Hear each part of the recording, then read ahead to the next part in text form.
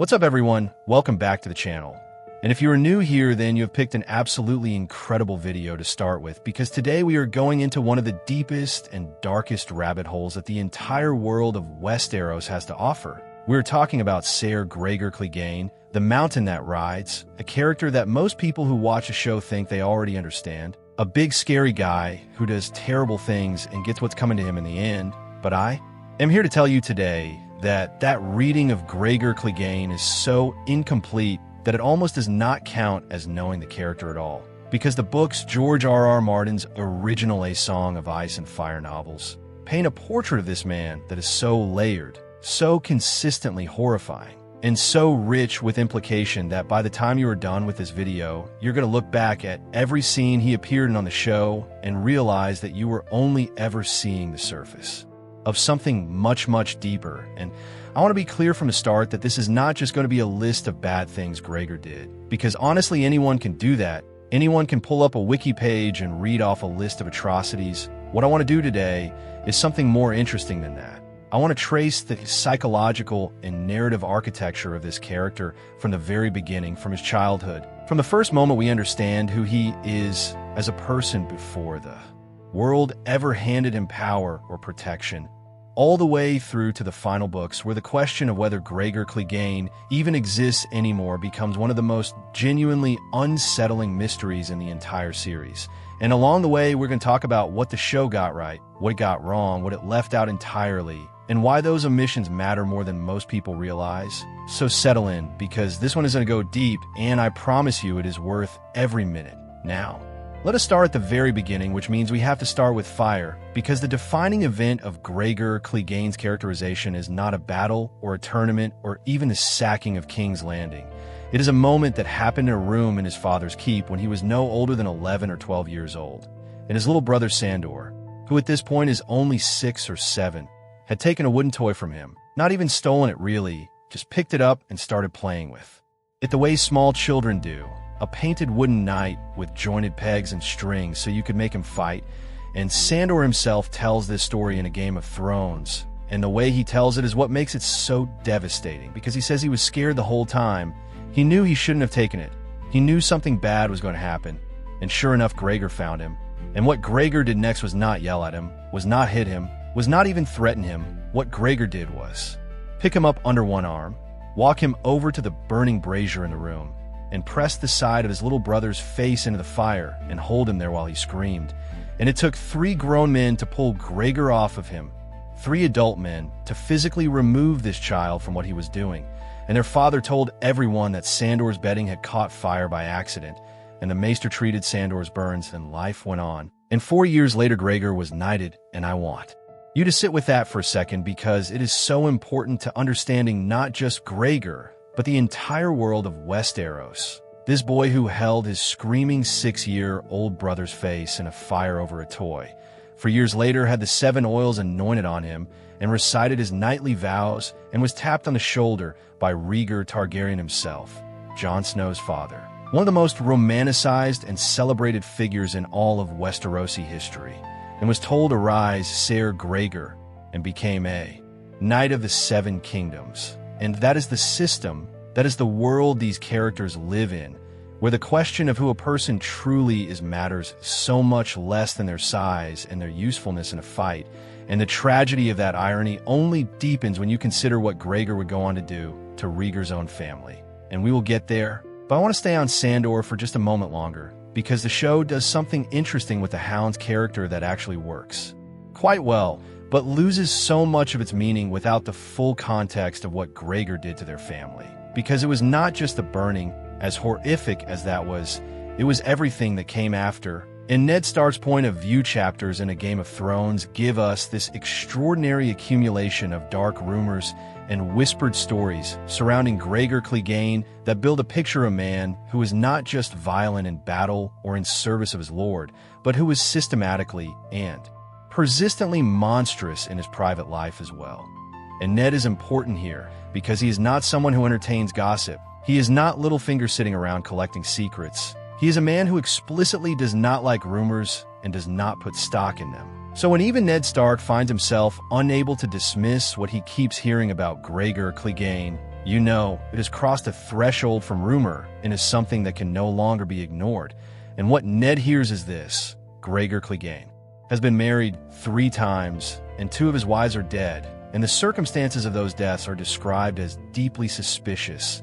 And he is about to be married a 3rd time, and his keep is described as a grim and frightening place where servants disappear without explanation, not fired, not reassigned, just gone, vanished, unaccounted for, and even the dogs are afraid to enter the hall. And I keep coming back to that detail about the dogs because it is such a specific and strange thing to include, and it means something. The Clegane sigil is 3 dogs. Their entire house identity is built around these animals.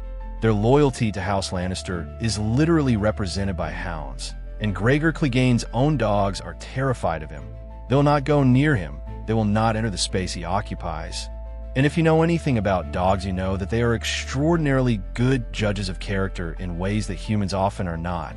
They respond to something underneath the social performance, something in the body language and the energy and the intention of a person, and even they want nothing to do with this man.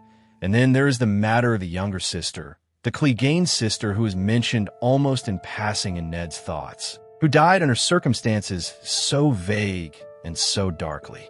Implied that the books never spell it out directly, but the implication is absolutely there for anyone paying attention. And then there's the father, who died in what was officially called a hunting accident.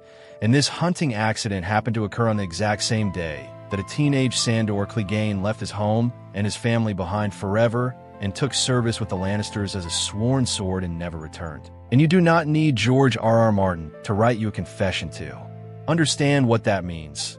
Sandor left because there was nothing left to stay for, because Gregor had taken everything: the sister, the father, the home itself, which had by that point become less a place where people lived and more a place where people disappeared. And this is the version of events that makes Sandor Clegane's entire arc make sense on a level the show never quite achieved. Because when you understand that Gregor did not just burn his face and move on, when you understand that, Gregor systematically destroyed the entire world that Sandor grew up in and then continued living in that destroyed world as though nothing had happened. The Hound's obsession starts to feel less like a grudge and more like the only coherent response a person could have to something that incomprehensible. And it also completely reframes his relationships with Sansa and Arya. Because Sandor Clegane watched what his brother did to someone small and defenseless and unprotected, and he knows exactly how that story ends, and he is not going to let it happen again if he can help it. And now we have to talk about King's Landing. We have to talk about the sacking of the city and what happened to Elia Martell and her children, because this is where Gregor Clegane's story intersects with the broadest and most consequential events in recent Westerosi history. And the show touches on this through Oberyn's dialogue. We hear him describe what happened. We hear it from his perspective, but the books give us something additional, which is Ned Stark's internal processing of the same information.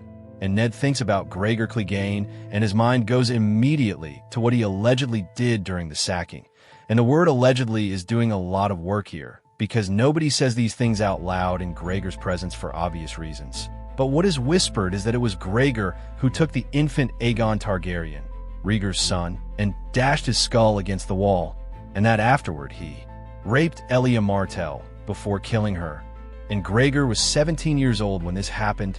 17, already described as massive and ferocious.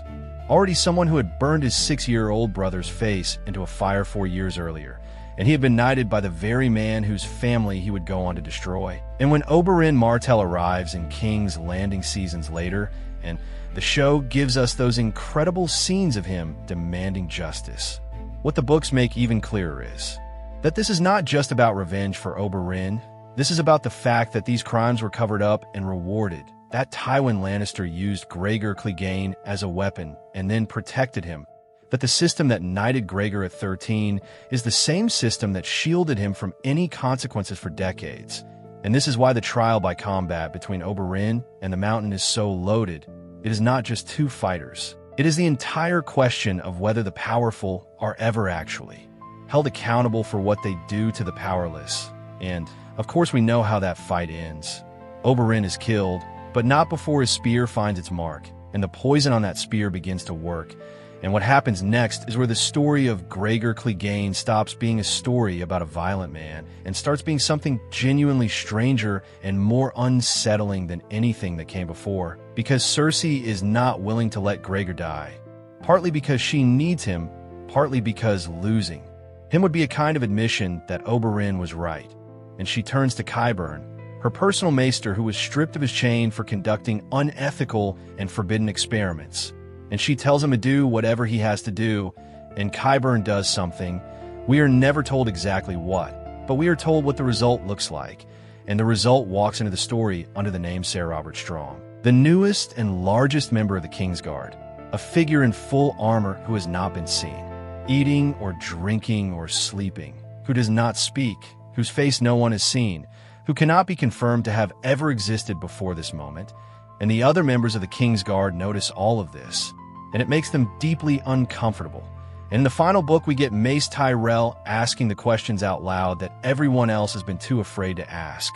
Where did this man come from? Why has no one ever heard his name before? He will not speak and will not show his face and is never seen. Without his armor, can we even confirm he is a knight? Can we even confirm he is alive?